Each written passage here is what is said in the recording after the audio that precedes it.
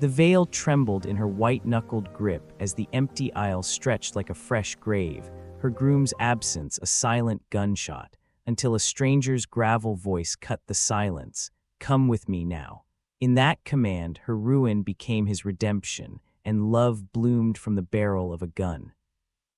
Isabella Rossi stood at the altar of St. Maria's Cathedral, the air thick with the scent of white lilies and melting candle wax, her heart a fragile bird beating against the lace bodice of her gown. The organ's final notes hung like a held breath, and the pews, filled with her nana's tear-streaked cousins and her father's stern-faced business associates, shifted uneasily. She was 28, with olive skin flushed from the summer heat filtering through stained-glass saints, and eyes the color of aged Chianti, wide now with a dawning dread she refused to name. Her fingers twisted the bouquet of calla lilies, stems slick with the sweat of her palms. He's just late, she told herself, the lie. Tasting like the bitter almond biscotti she'd baked at dawn. Luca Morti, her fiancé of 2 years, the golden boy of the family's import business, had promised her the world, a villa in Tuscany, children with his dark curls and her laugh. But the clock on the wall ticked past 3, and the aisle remained empty, a yawning void lined with wilted petals. Whispers slithered from the back rows, cold feet, or that rumor about the other woman, and Isabella's smile cracked like fine porcelain. She'd always been the fixer, the one who mended her mother's broken dreams after Papa's long absences at sea, the one who believed love could be bartered like olives and wine. But beneath the silk veil, doubt clawed at her. What if I'm not enough? What if abandonment is the family curse? Her nana reached for her hand, murmuring, "Tesoro, perhaps we wait a little," but Isabella squeezed back, voice steady as a vow. "No, nana, he'll come, he has to." The words were for them all, but mostly for the hollow ache in her chest, the one that whispered she'd always been left behind, first by her mother's early death, then by the boys who saw her fire as too much to tame. Today, in this gown that hugged her curves like a second skin, she would prove she could be chosen.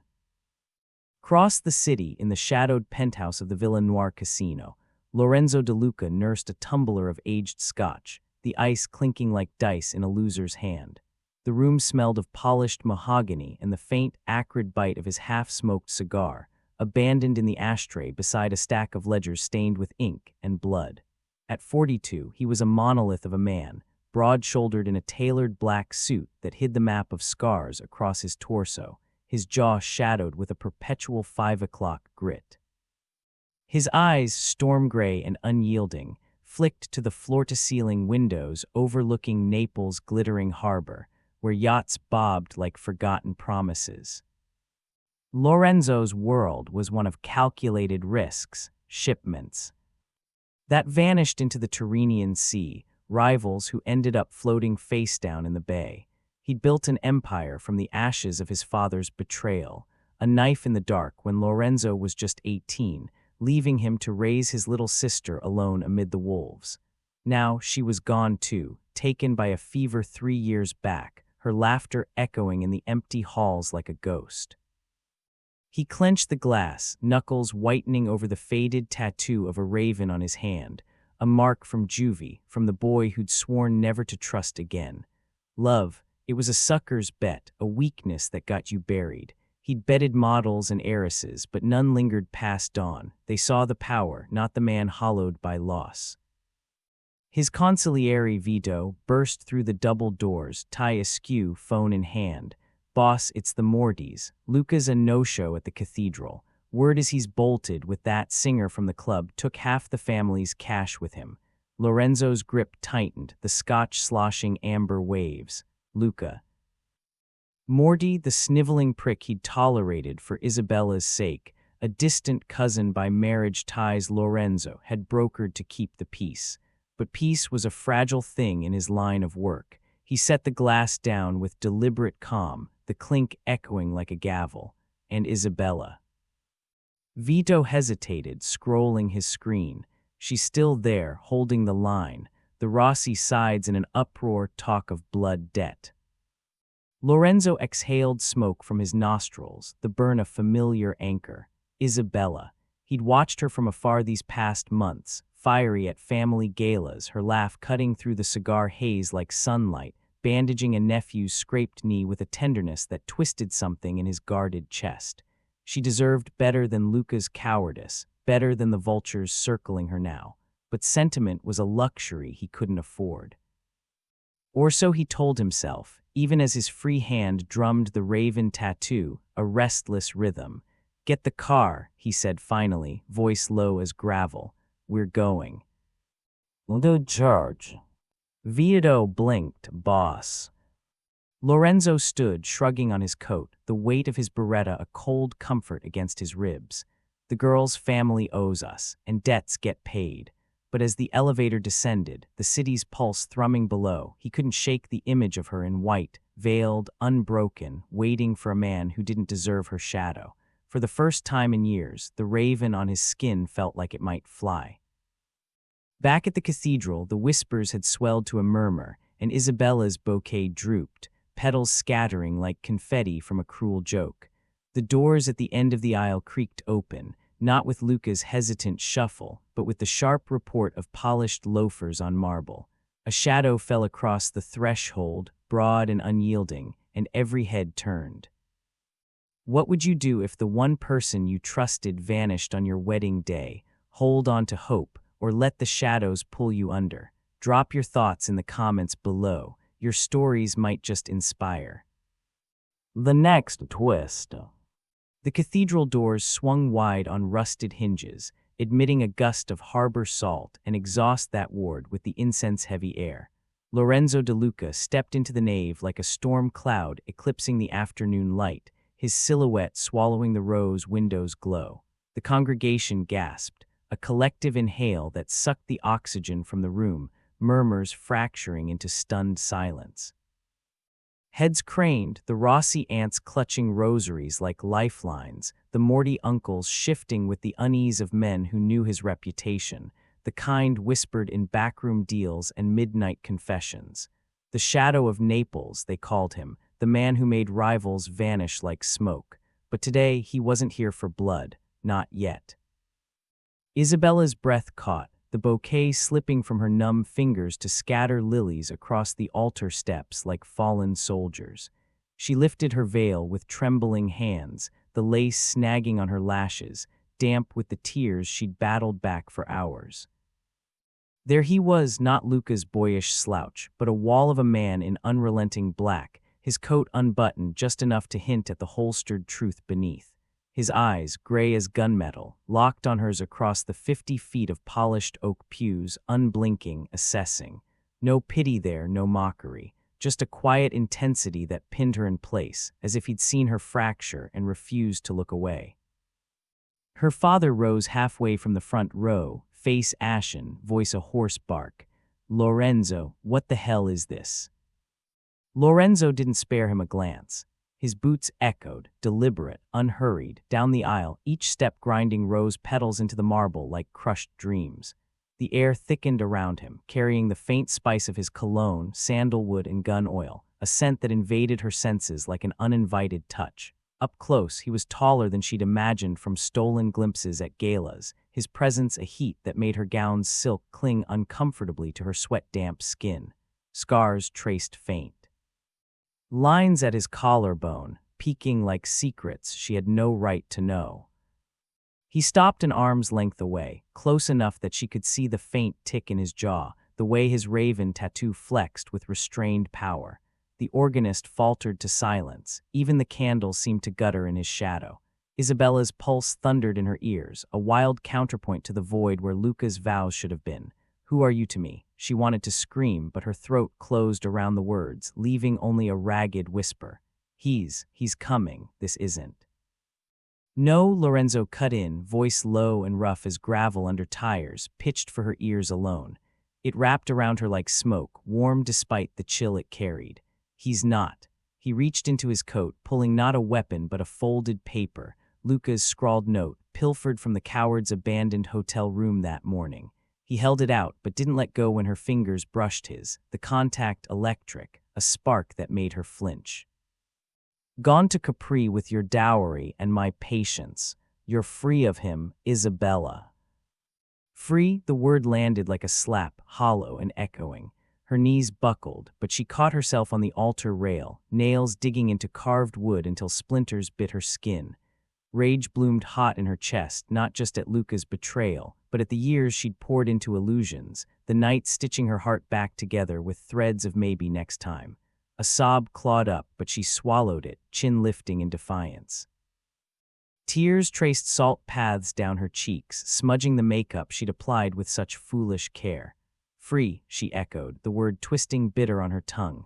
To what? To be the joke of Naples, the bride no one wanted. Her voice cracked, raw and unfiltered, revealing the girl beneath the gown, the one who'd bandaged wounds and baked for lovers who left, always chasing a belonging that slipped like sand.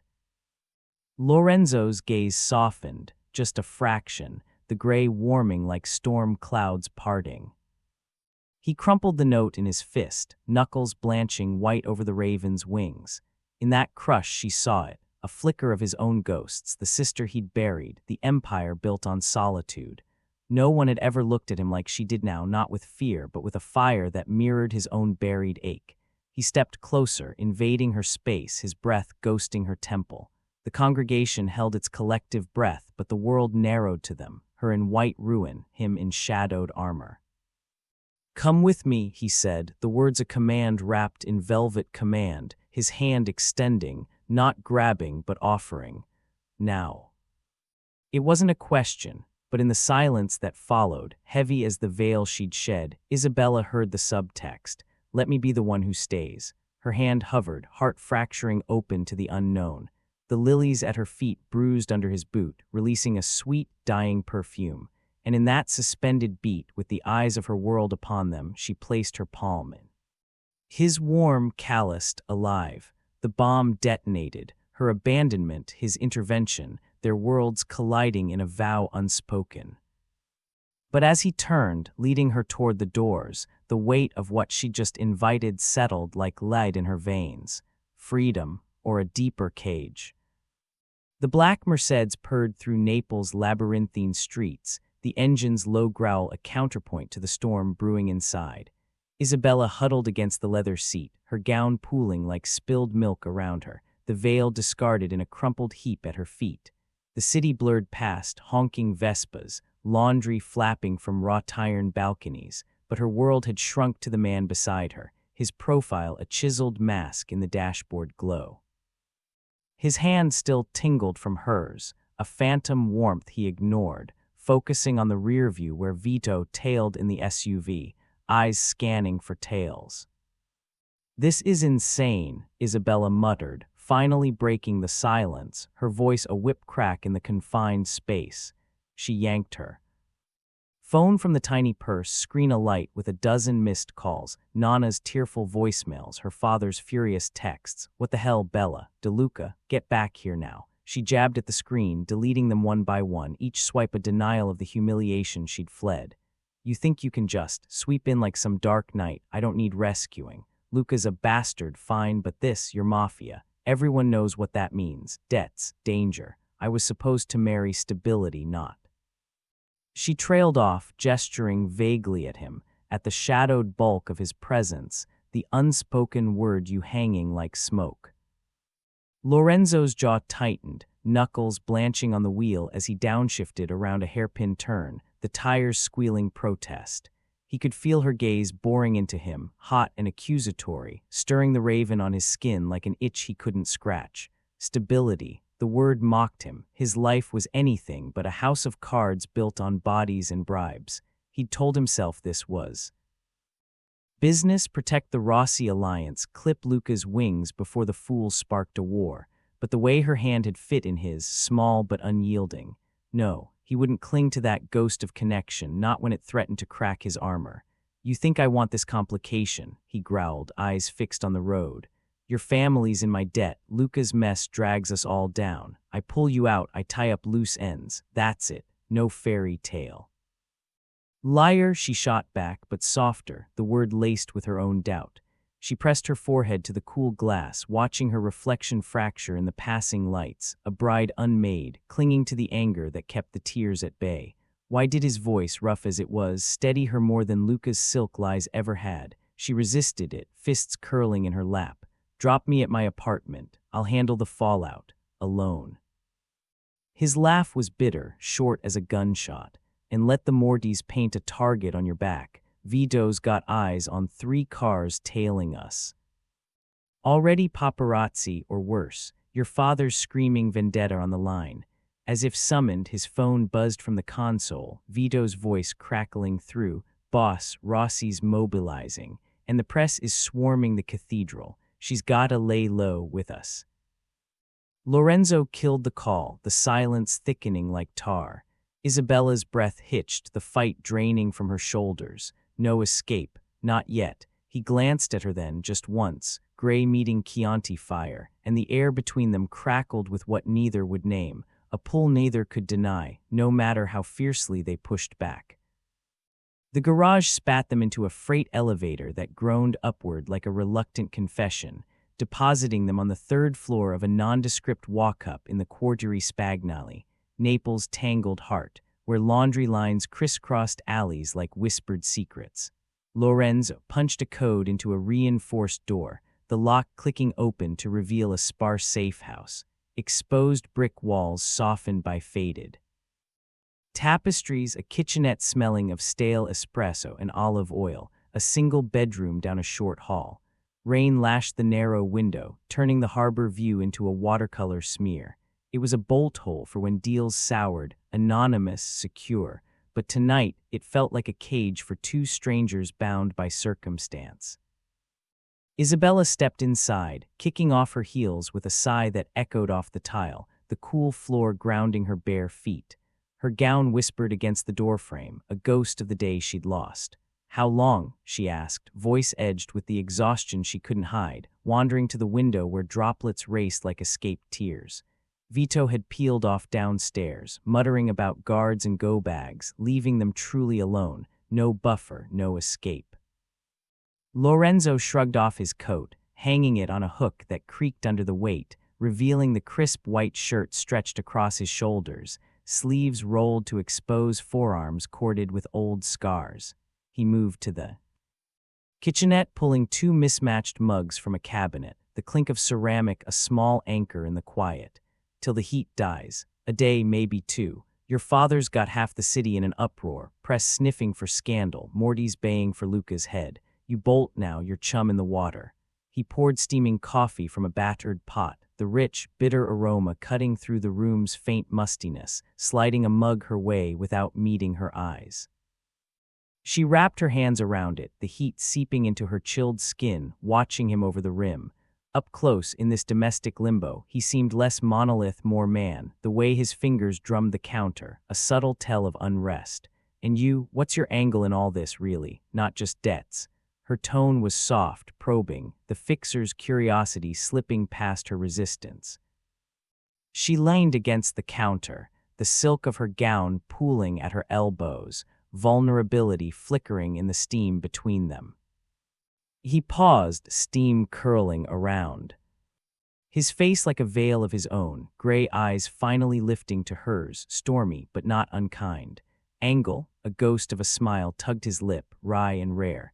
"Maybe I saw a woman holding a crumbling world together and thought, someone should stand with her, for once." The admission hung, rower than he'd intended, born of the sister he'd failed to save, the isolation that armored him. He turned away, busying himself with sugar packets, but the air hummed with it, their reluctant tether, pulling deeper emotions to the surface. Isabella's breath caught, the mug warming more than her hands. In the rain's steady patter, the space between them shrank, not with force, but with the quiet gravity of 2 souls adrift, inching toward harbor. The rain had eased to a murmur against the window when Isabella wandered the safe house's dim hall, coffee mug cooling in her hand. The bedroom door stood ajar, spilling a sliver of lamplight onto scuffed floorboards. Curiosity, that old fixer in her, tugged her. Inside bare walls, a rumpled king bed, a nightstand cluttered with essentials, a half-read thriller, a glint of silver. Her fingers brushed the locket there, cool and heavy, its chain tangled like forgotten promises. She shouldn't pry, but the day's fractures had stripped her of polite boundaries. It snapped open with a soft click, revealing a faded photo. A girl, no older than 20, laughing in a sun-dappled vineyard, arms around a younger Lorenzo. His face softer than, unscarred by years, eyes alive with something unguarded. A floorboard creaked behind her. She froze as Lorenzo filled the doorway, shirt untucked, shadows carving hollows under his eyes. "That's Sophia," he said, voice roughened by the hour's quiet, not anger, resignation. He crossed to her, close enough that his warmth chased the room's chill, plucking the locket from her palm without pulling away. Their fingers brushed, lingering a beat too long, the contact a silent question. "I'm sorry," Isabella whispered, but... Her eyes stayed on the photo, tracing the resemblance, the girl's Chianti-dark eyes like hers. "She looks free." He snapped it shut but didn't pocket it, thumb tracing the engraved raven on the back, a match to his tattoo. Silence stretched, thick as the harbor fog outside, until he exhaled, sinking onto the bed's edge, elbows on knees. "She was my sister. Took her from me 3 years back, fever, quick as a bullet. But it started earlier, our father. He sold us out to rivals for a bigger cut. Knife in the gut when I was 18. I dragged her out, raised her in the shadows. Told her, 'Come with me, kid, I'll keep you safe.' Broke that promise." His voice cracked on the echo, gray eyes distant, replaying the hospital's sterile beep, her hand going slack in his. The weight of it, of failing the one pure thing in his bloodied world, pressed him forward, vulnerability spilling like ink. "Love's a debt I can't pay, leaves you hollow." Isabella sank beside him, the mattress dipping. Under her gown's weight, their shoulders inches apart. The locket's revelation cracked her own dam. She pulled a thin chain from beneath her bodice, revealing a tiny pearl pendant, her mother's, left on a dresser the night she walked out, chasing a lover across the sea when Isabella was 12. "Mama vanished like that. No note, just this. I fixed everything after Papa's grief, Nana's silence. Chased men who promised forever, thinking I could mend it. Luca was just the latest scar." Her fingers trembled, closing over the pearl, the subtext raw. "We chase what abandons us, hoping to rewrite the end." Lorenzo's gaze met hers, the photo's ghost bridging them, mirrored losses, unspoken parallels. "You didn't deserve that," he murmured, his hand covering hers on the locket, rough palm steadying her shake. The touch ignited something deeper, the conflict of their worlds fading against this shared ache. Connection bloomed, fragile but fierce, pulling them closer in the lamplight's hush. Have You ever uncovered a scar in someone else that felt like your own? A photo, a story, a touch? Share in the comments. Your hidden wounds might just heal someone else's tonight. The safe-house kitchenette glowed under a single bulb, casting golden pools on the scarred wooden table as midnight crept in.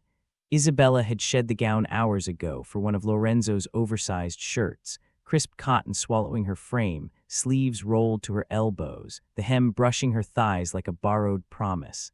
It smelled of him, faint sandalwood and starch, a scent that grounded her more than the pearl around her neck.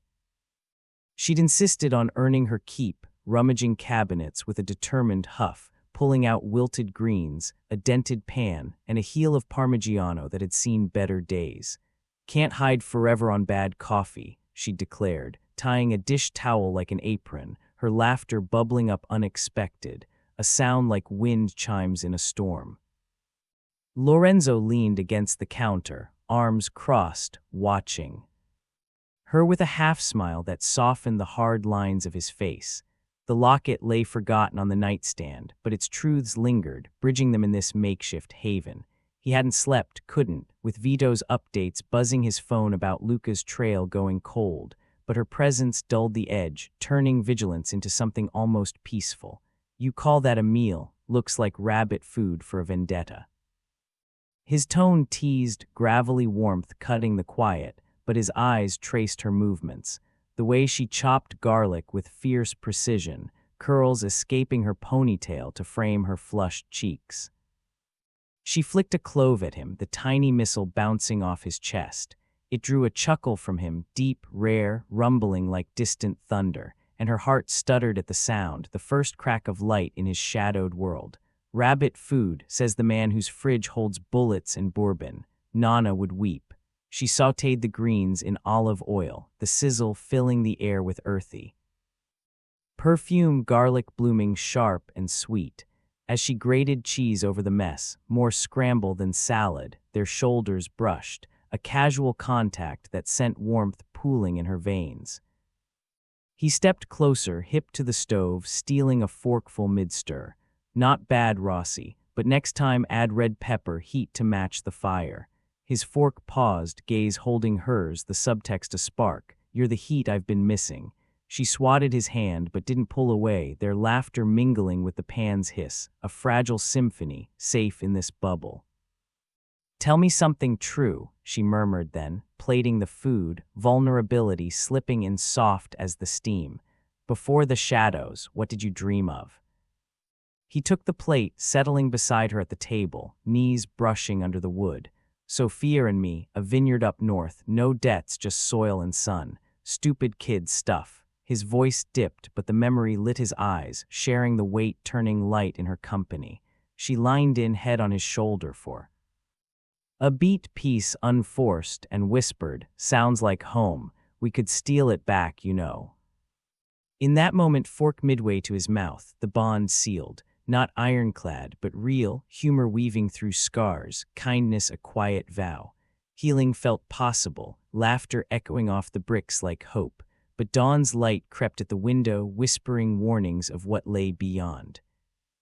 Dawn bled crimson through the safe-house curtains, painting the kitchen in accusatory light. Isabella stirred eggs in the pan, humming a half-forgotten lullaby from Nana's kitchen, the domestic rhythm a balm after the night's confessions.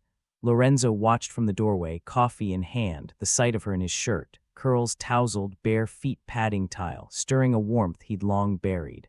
For a heartbeat, the vineyard dream felt tangible, their bond a shield against the world's teeth. Then his phone shattered it, Vito's voice, urgent and edged with static. "Boss, Luca's surfaced, holed up in Positano, ranting about betrayal, says Isabella knew about the singer months back, played you both for the Rossi dowry. He's got photos, texts.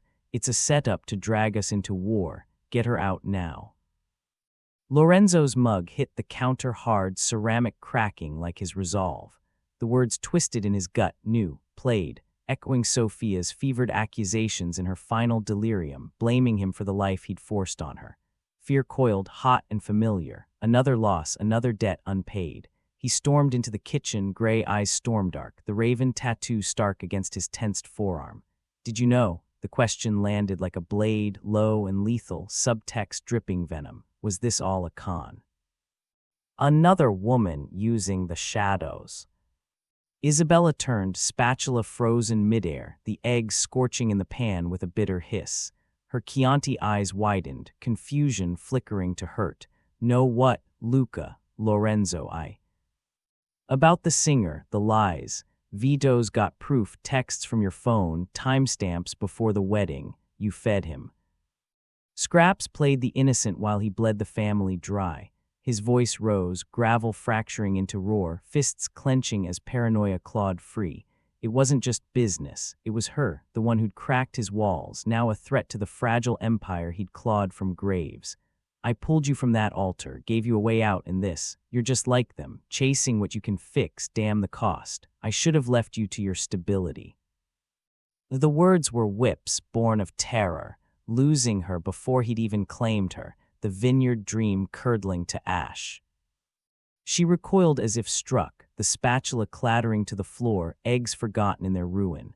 Tears welled, hot and unbidden, her fixer's heart fracturing under the accusation, the echo of Mama's abandonment, Luca's sneer, now his.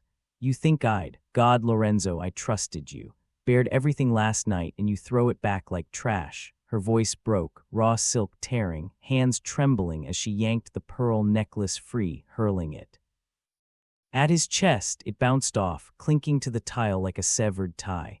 "I didn't know, but fine, believe the snakes. I'm not your debt or your redemption project. I'm done being left in the ruins." She grabbed her discarded gown from the chair, bunching it like armor, storming toward the door, barefoot, shirt-clad, dignity in tatters. He lunged, hand on the frame, blocking her, not grabbing, but the gesture screamed possession turned cage. Isabella, wait, but the plea died, pride sealing his lips, silence swallowing the room like smoke. She shoved past, shoulder brushing his in a final electric graze, the door slamming behind her like a gunshot. Vito's SUV idled below. She fled into it without a backward glance, the safe house emptying of her light. Lorenzo sank against the wall, the pearl at his feet glinting accusation.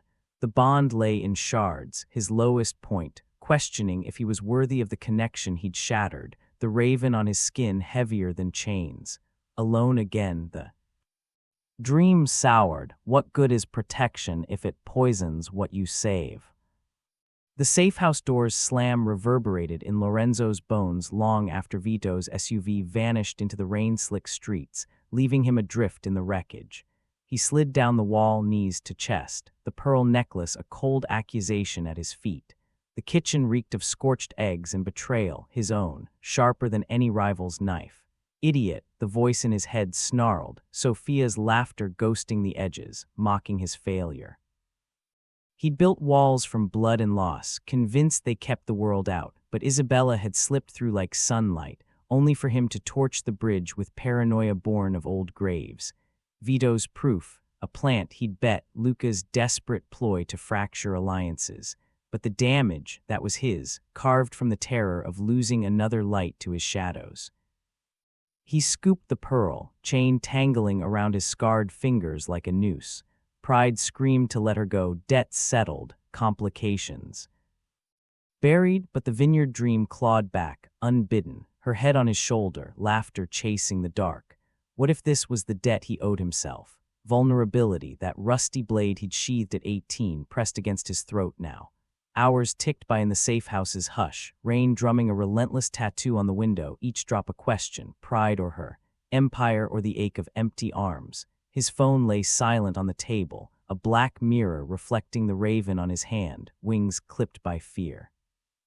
Finally, as dusk bruised the sky purple, he thumbed it open, fingers hovering over her number. The message typed slow, each word a surrender. Vito's intel was bullshit, Luca's forgery. I jumped at ghosts. You deserved truth, not my mess. If you're done, I get it, but if there's a crack left, come back or tell me to burn it all. L. He hit send before regret could swallow him, the whoosh echoing like a vow. Then silence, vast, suffocating. He paced the dim room, ghosts crowding in. Sophia's fevered hand slipping from his father's sneer in the alley's rain. Worthy, the question gnawed, stripping him bare. For the first time, the boss of Naples felt small, heart pounding with the terror of choice, avoidance's cold throne or the risk of love's fire. Across the city, in her cramped apartment above Nana's trattoria, Isabella curled on the threadbare sofa, the oversized shirt, still scented with him, clinging like a second skin. The drive back had been a blur of Vito's awkward silence and her own choking sobs, the pearl's absence a hollow at her throat. Luca's texts had flooded in since, smarmy apologies laced with threats, photos twisted to paint her complicit. But it was Lorenzo's words that echoed, a blade twisting deeper, redemption project. The accusation reopened every scar, Mama's empty dresser, Luca's empty aisle, her endless chase for a love that stayed. Done being left, she'd spat, but the vow rang hollow now, isolation's chill seeping through the walls. Nana had bustled in with tea and tiramisu, her wrinkled hands patting Isabella's knee. Tesoro, men are storms fierce, but they pass. What does your heart say? But Isabella had waved her off, retreating to the dark, phone clutched like a lifeline.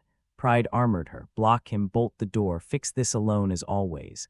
Vulnerability whispered the counter, his gravel voice in the kitchen, the way his hand had steadied hers over the locket, seeing her scars without flinching. What if he sees me, really? The internal war raged slow, hours bleeding into twilight. The safe house's warmth versus this empty echo, his shadows versus Luca's lies. Her thumb traced the screen, his message glowing like a beacon in the gloom. Ghosts, I know them too. Forgery or not, you broke something real, but Maybe cracks let the light in. Meet me at the harbor, midnight. No debts, just us. She hit send, heart slamming against ribs, the choice a leap. Truth over avoidance, love's gamble over. Solitude's cage, the apartment felt vast, waiting, tension coiling like the chain she'd reclaim. Would he come, or had the shatter sealed them apart? In the quiet, her breath steadied, resolve blooming fierce. I'm choosing me, and maybe him. Back at the safe house, Lorenzo's phone lit, her words a lifeline tossed into the storm. Relief crashed through him, raw and unbidden, a smile cracking his face for the first time since dawn. He pocketed the pearl, grabbing his coat, the raven on his skin feeling lighter, wings stirring. The choice made, vulnerability's path toward her. The harbor at midnight was a symphony of sighs, waves lapping weathered pilings like hesitant apologies, buoys clanging soft bells in the fog-shrouded breeze, the distant hum of ferries fading into the Tyrrhenian night. Salt air clung to everything, sharp and cleansing, carrying the faint rot of fish markets and the promise of open sea.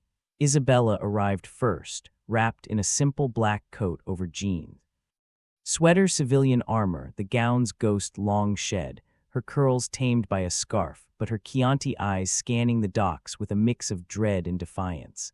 The pearl necklace rested warm against her collarbone, reclaimed from Vito's apologetic handover earlier. She'd slipped it on like a talisman, fingers tracing its curve as if to summon the man who'd shattered, and perhaps mend, her world. She leaned against a rusted railing, the metal cool under her palms, heart a wild drumbeat against the quiet. Choice made, she reminded herself, but doubt nipped at the edges. What if his reach was pride's echo, not heart's truth? The day's fractures replayed, his accusations sting. The safe house's warmth turned ash, but beneath it, the pull endured, unexpected and unyielding, like the tide she couldn't outrun. Footsteps echoed then, deliberate on the wet planks, and she turned. Lorenzo emerged from the mist, coat open to the wind, the raven tattoo peeking at his cuff like a flag of truce. His gray eyes found hers across the 20 feet of dock, stormy no more, softened, searching, the weight of hours reckoning etched in the lines around them. He stopped short, hands in pockets, vulnerability a raw edge to his gravel voice. You came, not a question, but a breath of relief, laced with the subtext of his fear. You chose me back. She nodded, throat tight, the wind whipping a curl free to dance across her cheek. Had to. Cracks let the light in, remember. But Lorenzo, that hurt, deeper than Luca's lies. You saw my scars and still swung the knife. Her words trembled, honest as the waves below, revealing the fixer's heart laid bare. No more chasing illusions, only demanding truth. He closed the distance in 3 strides, stopping close enough for her to catch his scent. Sandalwood and sea salt, familiar as a half-remembered dream. Rain from earlier beaded on his shoulders, glistening like unshed tears. I know, ghosts got me, Sophia's blame, my father's blade, thought protecting you. Meant armoring against everything, even you, but running from that, it's the real cage. He pulled the locket from his pocket, holding it out palm up, the silver catching moonlight. It's not a debt, it's the first thing I've wanted to fight for, not from. His voice cracked, gray eyes locking on hers, the admission a bridge over the shatter. Pride yielded, love claimed. Isabella's breath hitched, tears pricking as she took the locket, their fingers entwining in the echo of Act Two's altar grasp, electric, anchoring. The pearls swung between them, a pendant bridge. I was scared, too, of shadows swallowing me whole, of being left again. But you stayed in the storm, saw me. She stepped into his space, coat brushing coat, the wind a conspirator in their hush. No more projects, no more alone. He cupped her face, thumb tracing her jaw with a tenderness that belied his scars, pulling her close until foreheads touched, breaths mingling in the salt-laced air. Come with me. Now, he murmured, the words of velvet command reborn, not escape, but invitation, echoing the cathedral's balm into this harbor vow. His lips brushed hers, soft at first, then deepening, a kiss of redemption, fierce and forgiving, tasting of coffee and tears and the sea's endless promise. She melted into it, hands fisting his shirt, the bond reforming stronger, flames from embers. When they parted gasping, he smiled, that rare, world-altering curve, and tucked the locket into her palm beside the pearl. Vineyard North, we steal it back, together. She laughed, the sound bright as dawn-breaking fog, lacing fingers with his. Deal, unexpected but ours. They walked the dock entwined, the city lights winking approval, abandonment's ghosts dissolving in the salt wind. Love at last, not chaste but chosen. Transformed, they stepped into the night, vows rewritten in whispers and waves. What unexpected love have you found in your own storms? A chance meeting, a second chance, a hand extended. In the dark, share below. Your stories remind us that hearts, like harbors, always welcome the tide home.